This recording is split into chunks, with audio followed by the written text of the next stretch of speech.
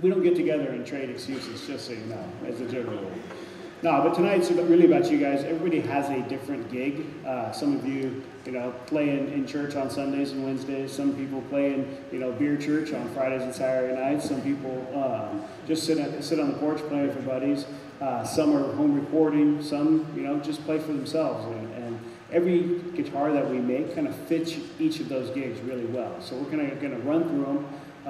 And you'll hear the difference between, for the shapes of the tone wood, which is kind of the first thing, we're going to do everything in the same 800 series. So it's going to be Indian rosewood with Sitka spruce, and we'll just change up the shape. So you'll really hear the difference that the shape makes on the tone of the guitar. Then we'll kind of stick with one shape and just change up the tone wood. So you kind of hear what the difference the different tone woods make on a guitar. And hopefully that gives you a little bit of a blueprint to kind of find your next guitar. We also have some exotic stuff to play. Not the everyday regular 6-string guitars. We have a 12-string guitar. We have little GS Mini T5 for those of you that like to rock out. We'll do that at the end. How many Taylor owners do we have tonight? Okay, cool, most of you. So if you ask me what a Taylor sounds like, this is the guitar I'm going to grab. This is an 814 CE. Let's hopefully it's the same one that I put there earlier. So the 814 CE is Indian rosewood back and sides. Grand Auditorium body shape. This was Bob Taylor's original body shape in 1994. So now a little over 20 years, this has kind of defined the modern acoustic tone. A dreadnought kind of defines the, see somebody already switched them. The dreadnought kind of defines the traditional acoustic tone. This one really defines the modern acoustic tone. So it has the same lower bout as a dreadnought. So you can strum on it, get real loud with it, play all the Strowman cowboy chords on it. But that pinching waist that it has kind of sits a little lower on your leg, controls some of the overtones that a dreadnought's famous for around a campfire, but a little infamous for in a recording studio or a live situation. So you can do a little more fingerstyle also with that guitar. We kind of call it our jack of all trades or a Swiss Army knife. It's one guitar that does a lot of different things. With an Indian rosewood, it's kind of if you made, twisted my arm and made me have one guitar for the rest of my life, this is probably the tone wood combination with the shape that I picked because it's going to cover the most musical bases.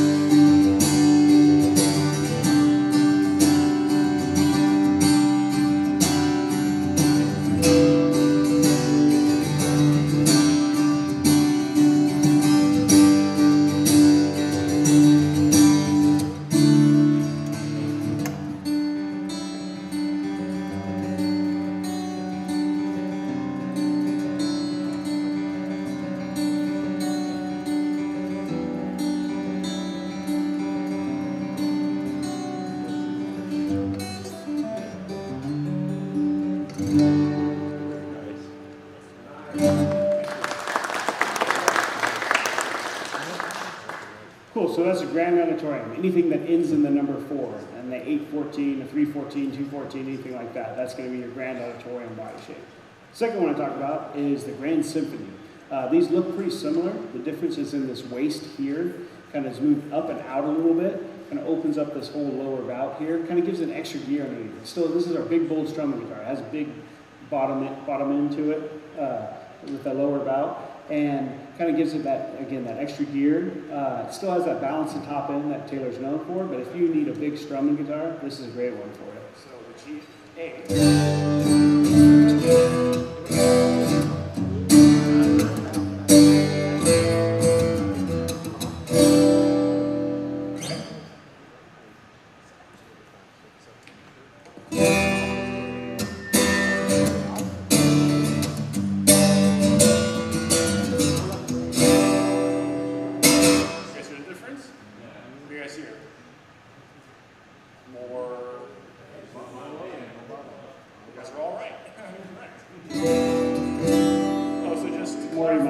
Just to clarify, the Grand Auditorium and Grand Concert, the smaller body shape, comes with like A strings, the bass she likes, and everything else, the bigger body shapes, comes with medium bass shapes to compensate for volume. The big body shapes.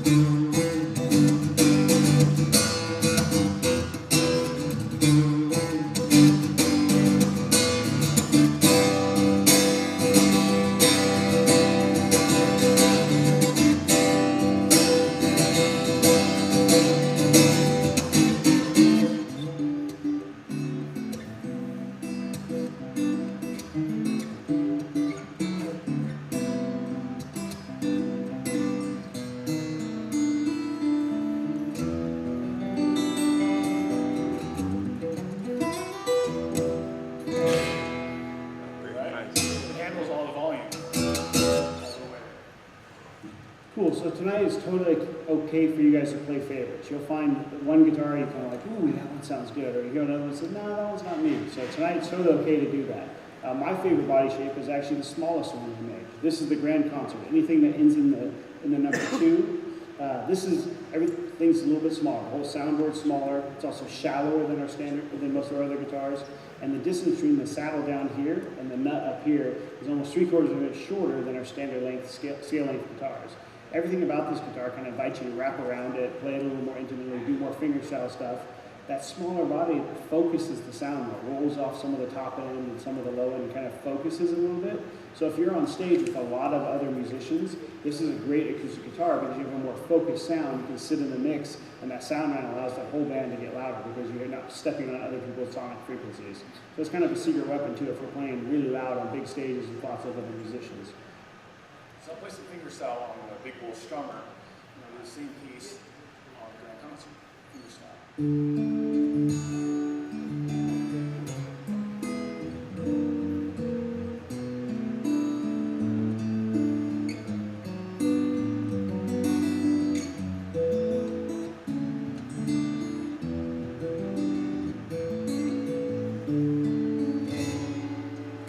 That was Grand Symphony.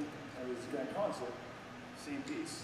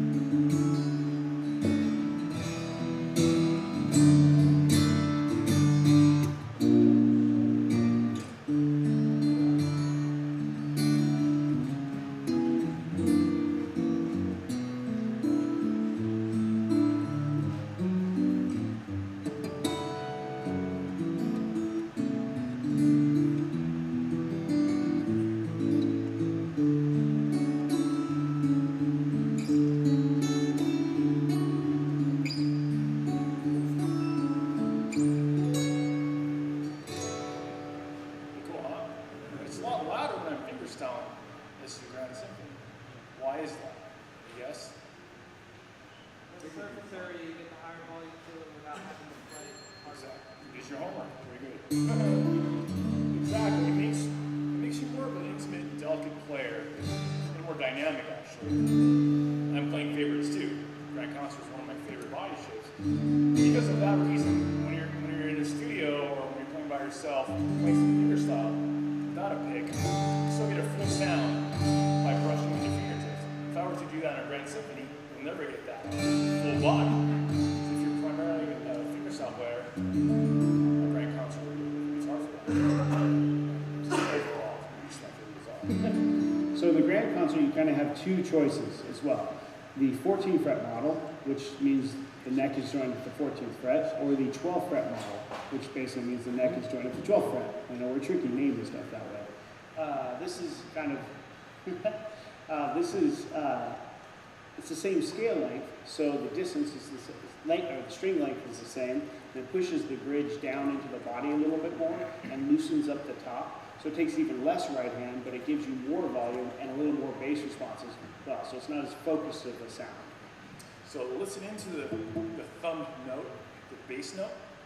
You hear the difference from the 14 to the 12.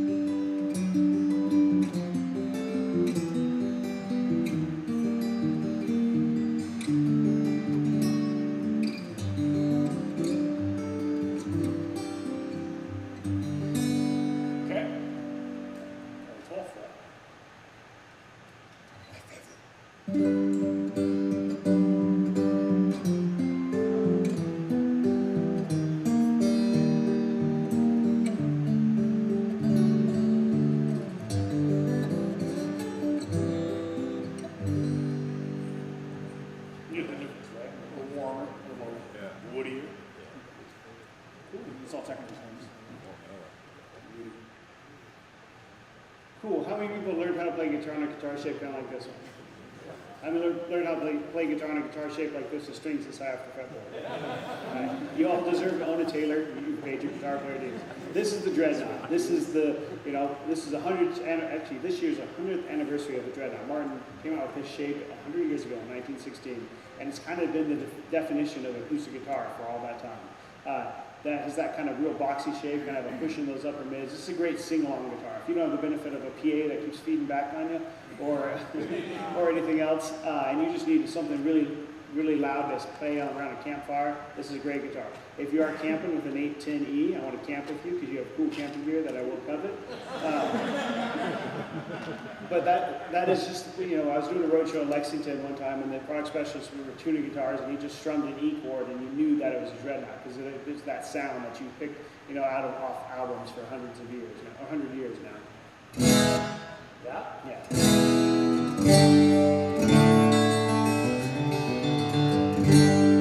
It's got that overtone, meaning the notes kind of intermingle with each other and creating these other sounds called overtones. They have on the dreadnought the most.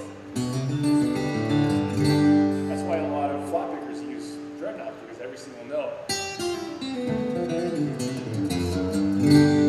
very present.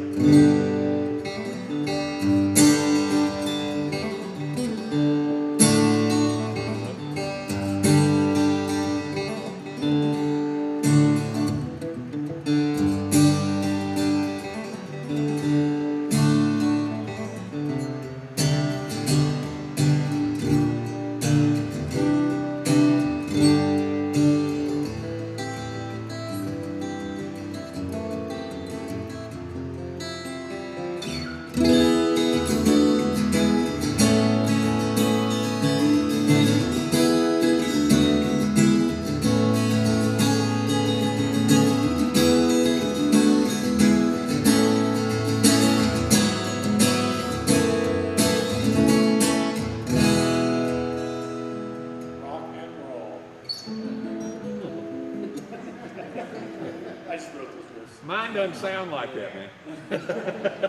I think that song's going to go over like a lead balloon. I might get sued. Cool, so I said it's okay to play favorites. How many people like the Grand Auditorium, the Sarma knife, the jack of all trades? Best. Okay, great. How many people like the Grand Symphony, the big bull strumming guitar, the loud one? Okay, cool. How many people like the Grand Concert, a little smaller, more intimate secret weapon? Okay, cool. How many people like the dreadnought, the more traditional, sound one? How many people are Led Zeppelin fans? All right, cool. The reason I asked that is this is our newest body shape. This is the Grand Orchestra. And all the things I love about all those shapes kind of come out in this a little bit. It's a big, giant guitar, so it's one of the loudest guitars you'll ever play. This low E there's nothing better in the industry than hearing that low E on that guitar. And also, when Andy redesigned it, and he kind of designed and braced it, so fingerstyle players can get on this guitar and do light, pretty stuff with these giant lungs pushing the air. If you really like a great old dreadnought, if you ever played a pre-war dreadnought or something that's been around for 50 years, they have kind of this light airiness to the tone. We play a vintage guitar today that kind of had that. this kind of, Andy built a new guitar with that kind of vintage, kind of light airiness to it. So it kind of does a little bit of all those things, but it's very dynamic. Whatever you play, it just shows off really cool. And you can have that soft, pretty stuff at the beginning of the song, and then the big giant power chords in the middle, and just and a really cool, pretty outro. And this guitar holds with you the whole way. So this is strum.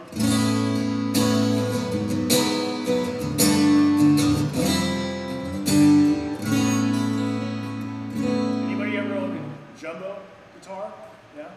It's a good guitar to strum, right? It's loud. What happens if you play up high here? The note, the volume drops, right? The thing about the Grand Orchestra that I like about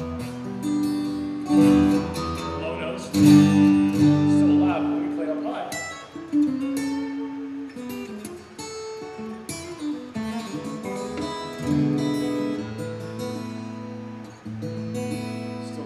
Sound. So it's a perfect finger style as well.